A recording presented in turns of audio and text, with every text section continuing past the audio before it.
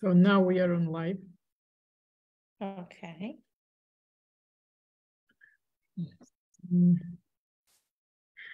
Live-ზე ვარ, რამდენი წუთი, 1-2 წუთი ტრადიციულად მოვიცადოთ, სანამ შემოგვიერთდება მაყურებლები, განსაკუთრებით თემით დაინტერესებული მშობლები. So we just wait for a couple of minutes before our audience can join us. Hold on, one more minute.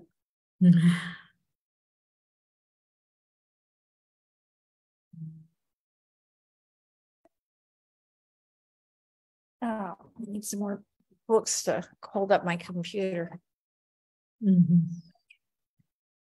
we go. I think that's much better. Okay. Oops. ეს დღევანდელი თემა, პრინციპში ისეთი თემა, რაც ყველა მშობელს ეხება აბსოლუტურად. ეს არის ინტერნეტის გამოყენება და მისი გავლენა ბავშვის თავის ტვინზე. არა მარტო საქართველოში, მთელ მსოფლიოში უკვე ყველა ბავშვი, ლამის ყველა ასაკის აქტიურად იყენებს гаджетებს, ტელეფონებს, ტაბლეტებს, კომპიუტერს, რა თქმა უნდა, ინტერნეტთან დაკავშირებული არის ეს ყველაფერი და ვნახოთ რამდენად ხდება ის ბავშვის თავის ტვინის ფუნქციონირებაზე გავლენას. დღევანდელი ჩვენი თემა, ლაივის თემა ეს არის. So I think we can start now. I just ნელ-ნელა შეგვიძლია დავიწყოთ. თემის სათაური ვიცით უკვე. ინტერნეტის გამოყენება და მისი გავლენა ბავშვის თავის ტვინზე. დღევანდელი ჩვენი მომხსენებელი არის ქეთი მაკლეინი, რომელიც თვითონ გაგეცნობათ უფრო დეტალურად და მე ნინო ლომიძე, რომელიც ქეთის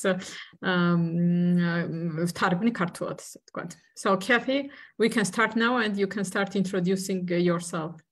Okay. Gamajubit. My name is Kathy McLean, and I'm one of the founders of McLean Association for Children. I'm an American educational psychologist and have lived in Georgia for 20 years. მოგესალმებით, მე ვარ ქეთი მაკლეინი, მე ვარ ერთ-ერთი დამფუძნებელი მაკლეინის ასოციაცია ბავშვებისთვის საქართველო, მე ვარ განათლების ფსიქოლოგი და დაახლოებით 20 წელია უკვე ცხოვრობ საქართველოში. One of our missions at McLean Association for Children is to educate parents about issues related to their children's education and development. And today I will discuss issues related to the internet usage and how it affects your child's brain.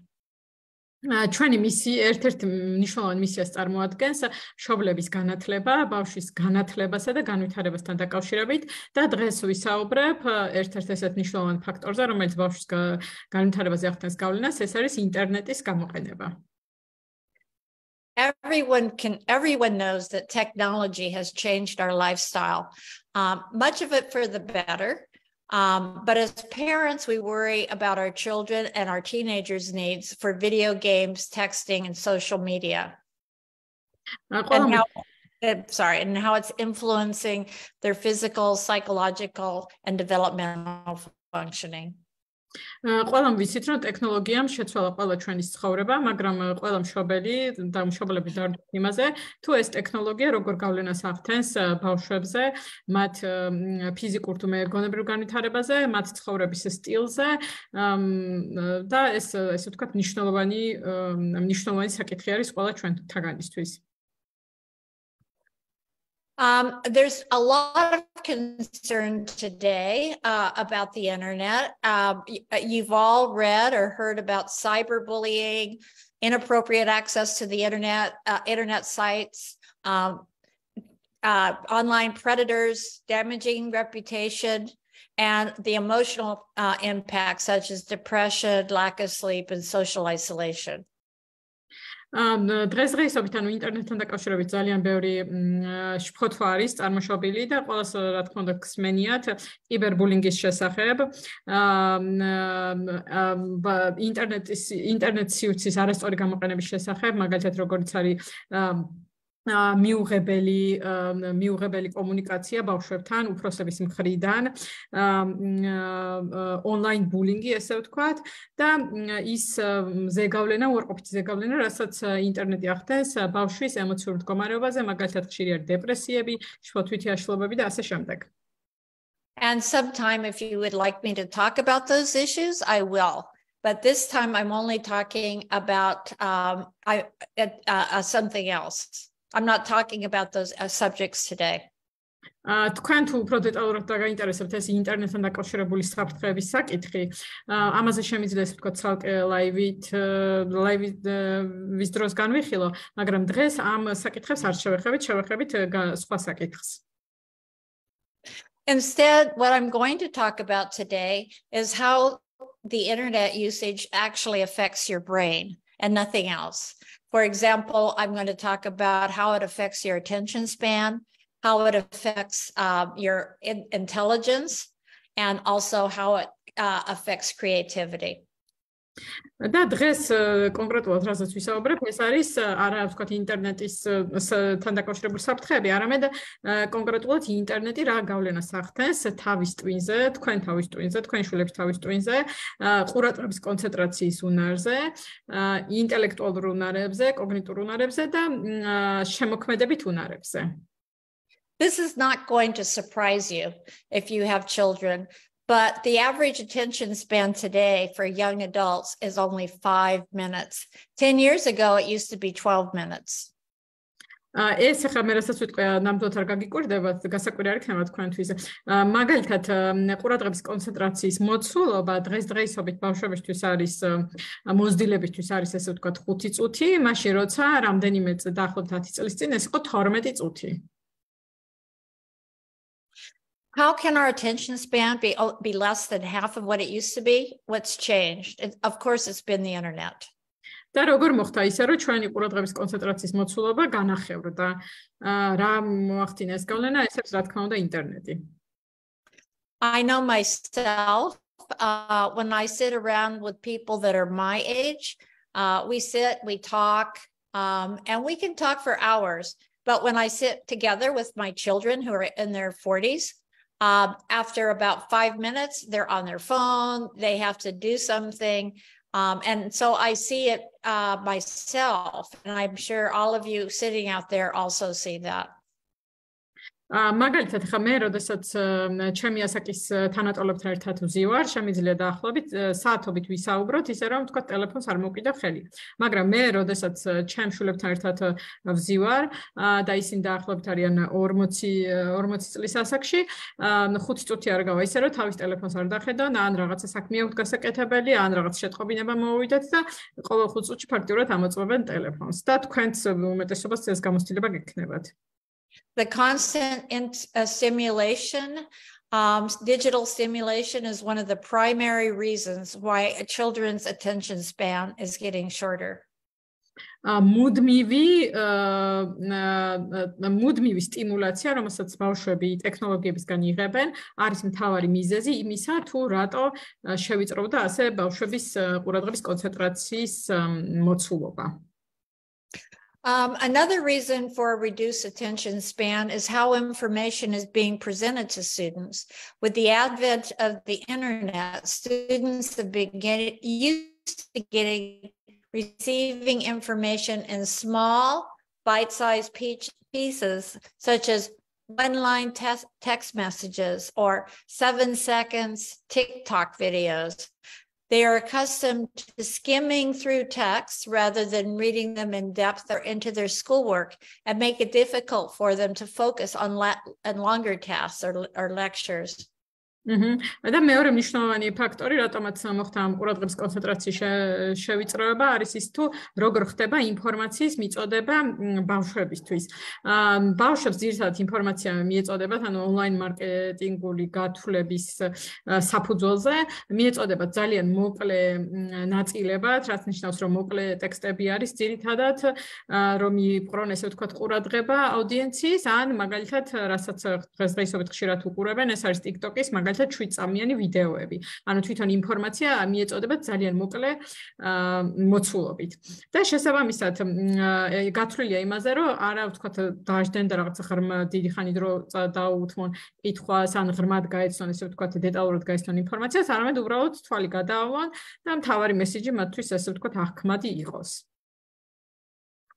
You will notice that this will also influence or impact their ability to read. For example, reading long books, like maybe if you're my age, you used to read as a young adult, is now a problem for some of today's young people, because a book requires hours and hours of reading. And if people are on the computer a lot, they're used to very small bits of information at a time, and they get much more easily bored reading a book. ეს ასე გავლენას ახდენს კითხვის უნარზე, იმიტომ რომ თუ გავახსენებთ მაგალითად წიგნების დროს, თქვათ, როდესაც იყო თქვათ რამდენიმე წლის წინ, როცა უკითხულობ თქვათ მშობლები, როცა კითხულობდნენ წიგნებს, წიგნის წაკითხოს სჭირდება საათები. ესე ვთქვათ, რომ იკითხო საათები და მე რამდენიმე დღე ან რამდენიმე თვის შეიძლება გაგრძელდეს მოცულობის მიხედვით, რომ დაასრულო. და ბავშვები ხა დღესდღეობით, რადგან მიჩვევა დიდ დროს ატარებს, ესე ვთქვათ, კომპიუტერთან და სხვა ეგრეთ წოდებულ გაჯეტებთან, ისინი მიჩვეულები არიან ძალიან მოკლე ტექსტების კითხვას. შესაბამისად, მათთვის ის რომ დააჯდნენ და კითხვის პროცესს დაუთმონ საათები არის საკმაოდ რთული. There's been a lot of research about the brain and internet, and there's a lot of research that suggests that a high frequency of internet use is linked to killing off brain cells. ძალიან ბევრი კვლევა არის დღესდღეობით ჩატარებული, რომელიც ეხება ინტერნეტის გამოყენებასა და თავის ტვინის ფუნქციონირებას შორის და ბევრი კვლევა ადასტურებს, რომ მაღალი ინტენსივობით ან მაღალი სიხშირით ინტერნეტის გამოყენება კლავს თავის ტვინის უჯრედებს. Especially those cells linked with the development of multitask thinking, language, and attention control. და განსაკუთრებით იმ უჯრედებს, რომლებიც პასუხისმგებელი არის სხვადასხვა უნარის სხვადასხვა აქტივობის ერთდროულად შესრულებაზე, multitasking-ს, რასაც ვეძახით, ყურადღების კონცენტრაციაზე და მეტყველებაზე. There's research that on preschoolers that suggests that watching more than 2 hours of TV or being on any kind of digital information more than 2 hours a day shows delays in attention, thinking, language, and social skills. არსებობს კვლევა, მაგალითად, რომელიც ამბობს, რომ განსაკუთრებით სკოლამდელი ასაკის ბავშვებში, როდესაც ისინი 2 საათზე მეტ დროს ატარებენ კომპიუტერთან ან ტელეფონთან, მათი მეტყველების განვითარების უნარი, ყურადღების კონცენტრაციის უნარი ბევრად ჩამორჩება მათ ასაკობრივ ნორმას. In fact, there's not just one study. There's many studies that suggest that that demonstrate the impact of frequent internet use on the brain. It actually can change if you have more than 7 hours a day of internet use. It actually impacts the lining of certain parts of the brain. ერთი კვლევა არის, ანუ ძალიან ბევრი კვლევა არის, რომელიც ამბობს, როგორ გავლენას ახდენს ინტერნეტის ხშირი მოხმარება თავის ტვინზე და აი მაგალითად თუ ისე ხდება, რომ 7 საათს ან მეტს დაახლოებით 7 საათს უთმობ, ატარებ ინტერნეტთან, კვლევები ამბობს, რომ ეს გავლენას ახდენს იმ ხრივად, რომ თავის ტვინში ნერვულ უჯრედებს შორის კავშირი, რომელიც არის სხვადასხვა წრეებით დამყარებული, ამ კავშირების ცვლილებაც არის, ესე ვთქვათ, დაფიქსირებული.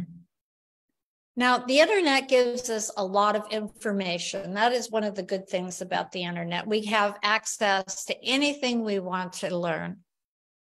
კარგი ფაქტორი, ვთქვათ, ინტერნეტთან დაკავშირებით არის ის, რომ ინტერნეტი გვაძლევს ძალიან ბევრ ინფორმაციას, ანუ ნებისმიერ ინფორმაციაზე შეგვიძლია გქონდეს წვდომა, რაც გვაინტერესებს და გვჭირდება. However, there is research that suggests watching too much internet or digital information impacts creativity in children. ასევე არსებობს კვლევა, რომელიც ამბობს, რომ დიდი დოზით, ეს ვთქვათ, ინტერნეტის მოხმარება გავლენას ახდენს ბავშვებში შემოქმედებით უნარებზე. Now, there's two different types of creativity. One type of creativity is what I call structured creativity, such as playing chess or playing a digital game or playing cards where there are rules how you do things and you have to problem solve. არსებობს ასე ვთქვათ ორი ტიპის შემოქმედებითი უნარები. პირველი ეს არის უფრო სტრუქტურირებული შემოქმედებითი უნარები, როგორიც შეიძლება იყოს მაგალითად ჭადრაკის თამაში, ბანკოს თამაში, ვიდეო თამაშები, რომელსაც აქვს გარკვეული ასე ვთქვათ წესები, თავისი წესები თამაშის და აქ ჭირდება ნამდვილად შემოქმედებითი მიდგომა იმისთვის, რომ სხვადასხვა პრობლემები გადაჭრა ამ თამაშების დროს. But there's another type of creativity that's very important. It's the kind of creativity that's not structured. When you were a child and you were daydreaming, staring out the window in school, or sitting bored in your room, and you start thinking about daydreaming, about living in castles, or being in soldiers, playing, that is what's called unstructured creativity. და არსებობს მეორე ტიპის შემოქმედებითობა, რომელიც არის ასევე ძალიან მნიშვნელოვანი, მაგრამ არის არასტრუქტურირებული, რაც გულისხმობს მაგალითად, როდესაც ბავშვების ასაკში ყველას ქონია გამოცდილებაში, რომ ფანჯრიდან რო იყურები და ვთქვათ ოცნებებში ხარ წასული. და ამ დროს შეიძლება ფიქრობდე, რომ როგორ ცხოვრობ მაგალითად სადმე კოშკში, ან ვთქვათ ხარ ჯარისკაცი და ვთქვათ რაღაცა იმაში ხარ ჩართული და ასე შემდეგ. ეს ყველაფერი არის არასტრუქტურირებული, ესე ვთქვათ, შემოქმედებითი აზროვნება. That is the type of creativity. People who have that type of creativity are the people who go on to do great things. You will find that people who are exciting leaders and people who invent things like Google or Facebook, those people have that kind of, we call it think outside the box creativity. They don't have, it's not just structured creativity, but they can imagine things by themselves. მეორე ტიპის შემოქმედებითობა, რომელიც არის არასტრუქტურირებული, არის ძალიან მნიშვნელოვანი, იმიტომ რომ ის ადამიანები, ვისაც ეს შემოქმედებითობა კარგად აქვთ განვითარებული, ძალიან ბევრი სარგებლის მომტანები არიან, ესე ვთქვათ, საზოგადოებისთვის, მაგალითად ძალიან ესეთი კარგი ლიდერები, ასევე ის ადამიანები, ვინც ბევრი სხვადასხვა აღმოჩენა გააკეთა, ან სხვადასხვა ახალი პროდუქტი შექმნა, როგორიც არის მაგალითად Google, Facebook-ი, ესეთი ამ ადამიანებს, ესე ვთქვათ, ეს მეორე ტიპის შემოქმედებითობა ძალიან კარგად აქვთ განვითარებული და როგორც ამობენ ხოლმე, შეუძლიათ ესე ვთქვათ, უფრო განსხვავებულად იფიქრონ. A research study shows that not having immediate gratification can help, it can really limit our creativity as we spend more time if we spend more time without immediate gratification, that like what the internet provides, this allows our minds to wander. Having our minds wander is very, very important for this type of creativity that I'm talking about in daydreaming. მაგალითად ინტერნეტი გვაძლევს იმის საშუალებას, რომ ძალიან უცბად მივიღოთ დაკმაყოფილების განცდა, იმიტომ რომ ვთქვათ მივიღოთ ის რასაც ვეძებდით, ან ის ინფორმაცია, რაც გვაინტერესებდა, ან რაღაც ვიზუალური მასალა. და როდესაც ადამიანის ტვინი გარკვეულ პერიოდს ატარებს იმის გარეშე, რომ ამ ძალიან სწრაფად დაკმაყოფილების განცდას არიღებს, ასეთ დროს ადამიანი მიდის, რაც ვეძახით ხოლმე ოცნებებში და ეს აძლევს მას საშუალებას, რომ თავისი შემოქმედებითი იდეები გაუჩნდეს, ესე ვთქვათ. Okay, now I'm going to give you some recommendations. I've told you a little bit about what the problems are, but now I'm going to give you some recommendations as parents and teachers, especially parents, on how to guide your children's internet use or digital use. ვისაუბრეთ ესე ვთქვათ იმ პრობლემებზე, რასაც ინტერნეტი უქმნის ბავშვის თავის ტვინის ფუნქციონირებას. ეხლა ვისაუბრებთ რეკომენდაციებზე მშობლებისთვის და მასწავლებლებისთვის, განსაკუთრებით მშობლებისთვის, თუ როგორ შეიძლება რომ ინტერნეტის გამოყენება იყოს ესე ვთქვათ უფრო მეტად ნაკლები ზეგავლენის მქონე. The very first thing that parents need to do is change their own internet habits. და პირველი და ყველაზე მნიშვნელოვანი რაც მშობლებმა უნდა გააკეთონ არის ის რომ შეცვალონ თავისი ინტერნეტთან ქცევის ჩვევები ესე ვთქვათ ინტერნეტთან დამოკიდებულების ქცევები შეცვალონ. Practice being a good role model as a parent. Children imitate their parents and will take on bad habits if they are not presented with a strong example to follow. შეეცადოთ რომ იყოთ თქვენი შვილისთვის როლ მოდელი ესე ვთქვათ ბავშვები აკოპირებენ იმეორებენ იგივე ქცევებს რასაც მშობლები ამიტომ ძალიან მნიშვნელოვანია რომ მშობლებმა მიცან ესე ვთქვათ სწორი მაგალითი. Pediatricians generally recommend the following guidelines. პედიატრები რეკომენდაციას უწევენ შემდეგი გაიდლაინები აქვს შემუშავებული ესე ვთქვათ. Under 2 years old should have 0 screen time except for video chatting with family or friends. 2 წლამდე ბავშვს არ უნდა ქონდეს, არც ერთ წუთს არ უნდა ატარებდეს ინტერნეტთან, გარდა იმ შემთხვევაში, როდესაც ვიდეოთი ესაუბრება თავისი ოჯახის წევრებს, ვიდეოთი უკავშირდება თავის ოჯახის წევრებს. From ages 2 to 5 years old, no more than 1 hour a day, and they should not watch it without a parent or a sibling with them.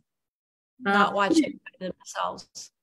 2-დან 5 წლამდე 1 საათზე მეტი დრო არ უნდა გაატაროს ბავშვმა ინტერნეტთან და აუცილებელია რომ არ იყოს ამ პერიოდში მარტო, უნდა უყურებდეს, მოიხმარდეს მშობლების ან თავის დაძმების და ოჯახის წევრებთან ერთად.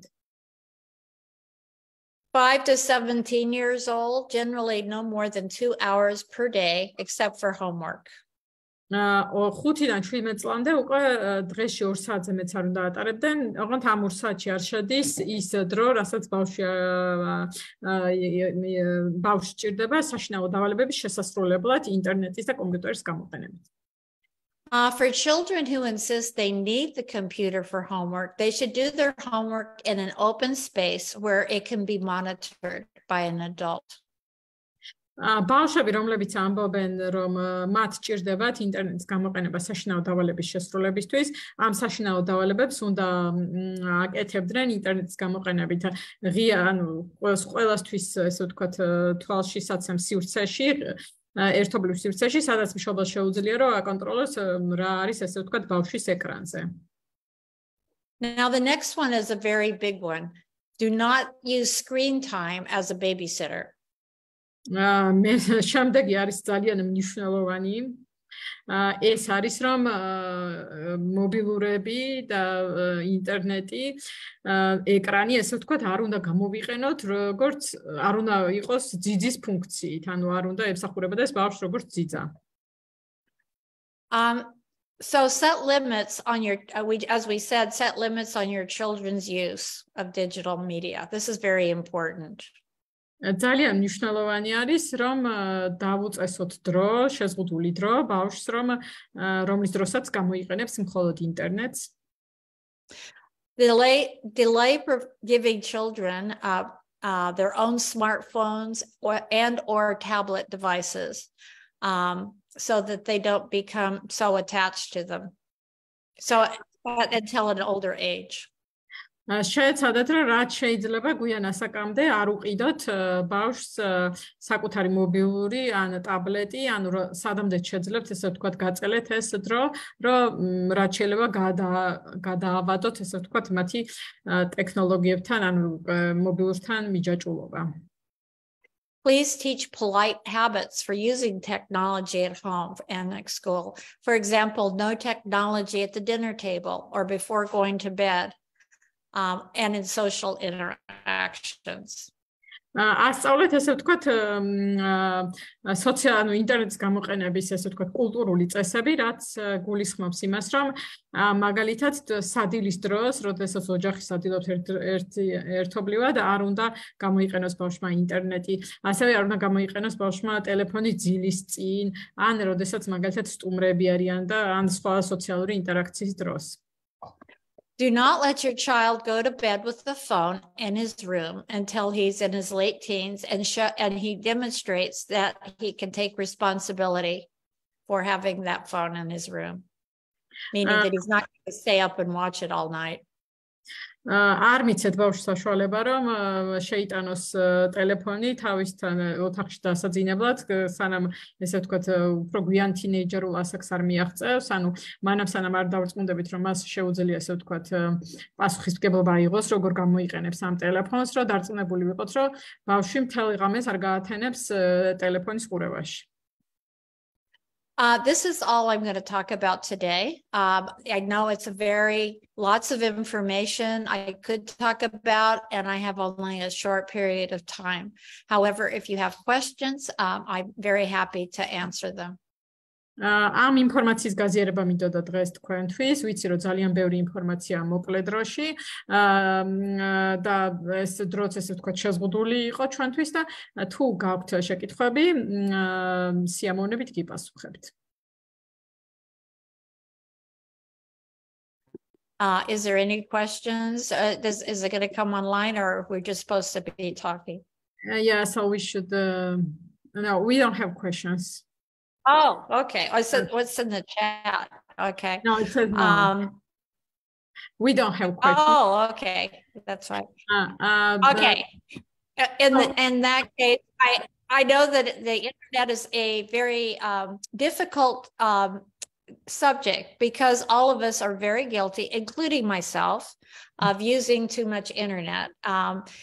I personally have to work very hard at not using the computer when I have just nothing to do. However, boredom is very good for kids. And the problem is when they're on the internet, they often say, however, research shows that a child actually gets more bored if they're on the internet a lot rather than, say, taking an hour walk versus an hour on the internet. Research shows that a child is actually more energized after an hour walk than an hour on the internet.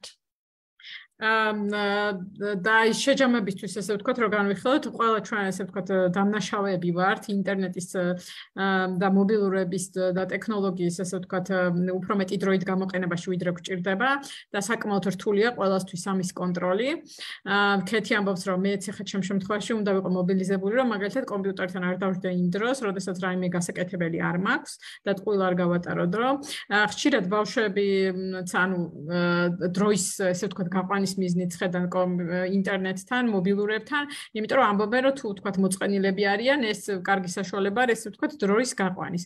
თუმცა კვლევების მიხედვით მტკიცდება, რომ ინტერნეტ რაც უფრო მეტ დროს ვატარებთ, ასე ვთქვათ, უფრო მეტად მომაბეზრებელი ხდება და აი მაგალითად რო შეადარო კვლევები როდესაც ადარებს ერთმანეთს, რომ მაგალითად თუ 1 საათი მობილურს სკროლავ და ან 1 საათი მაგალითად დასეირნობ, სეირნობის დროს უფრო მეტად ენერგიული ხარ და უფრო მეტი კმაყოფილების განცდა გაქვს, ვიდრე როდესაც 1 საათი ასე ვთქვათ, მარტივად რო თქვა, მობილურს სკროლავ. ამიტომ ძალიან მნიშვნელოვანი არის ამ ტელეფონებთან და ინტერნეტთან გატარებული დროის ესე ვთქვათ შეზღუდვა და კონტროლი. Thank you very much. If you would like me to talk at a future time about cyberbullying or stalking online, please let me know. There's a lot of research on all of those issues related to the internet. I am not suggesting that the internet is bad. I'm only suggesting that there are ways to control the internet and only using it for good and trying to limit the bad aspects of it. ძალიან დიდი მადლობა, ვინც გვისმენდი, თუ მომავალში იქნება ინტერესი რომ ვისაუბრო კიბერბულინგზე და ასევე ანუ უსაფრთხოების საკითხებზე, მაგალითად როგორიც არის რომ მარტივად რო აღწერო, როდესაც ვთქვათ უცხო, ესა უფროსი ადამიანები უკავშირდებიან ბავშვებს რაღაც სექსუალური ინტერესით ან სხვა ძალადობრივი ინტერესი აქვთ მათ მიმართ, ინტერნეტის საშუალებით ესეთ საკითხებზე თუ დაგაინტერესებთ, ანუ შემიძლია კიდევ ერთი ლაივი მოვაწყო და მინდა ყურადღება გავამახვილო იმაზე, რომ ინტერნეტი არ არის ცუდი, უბრალოდ ძალიან მნიშვნელოვანია, რომ მისი ესე ვთქვათ დადებითი მხარეები გამოვიყენოთ უფრო მეტად და უფრო სწორად გამოვიყენოთ და მოვახდინოთ ესე ვთქვათ კონტროლი იმისა, თუ რა დროს ვატარებთ ინტერნეტთან. რომ მაქსიმალურად სარგებლის მომტანი იყოს ჩვენთვის, ყველასთვის. And I thank my audience for being here today and from all of us at MAC. I hope you enjoyed this presentation. დიდი მადლობა, ვინც დღეს მისმენდით და ჩემ თანამშრომლებს ასევე დიდი მადლობა. იმედი მაქვს თქვენთვის საინტერესო იყო. მე დავამატებდი, რომ ხშირად არის რომ ლაივ რო გაიშვა, მე მოგდის ხოლმე შეკითხვები, თუ გაგიჩნდებათ შეკითხვები, მოიწერეთ აუცილებლად და ჩვენ გიპასუხებთ.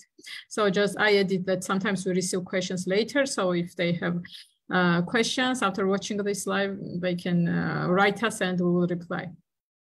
Okay. Well, it looks like we're finished, so that's why it's 7:30, so. დიდი მადლობა. კარგად ბრძანდებოდეთ.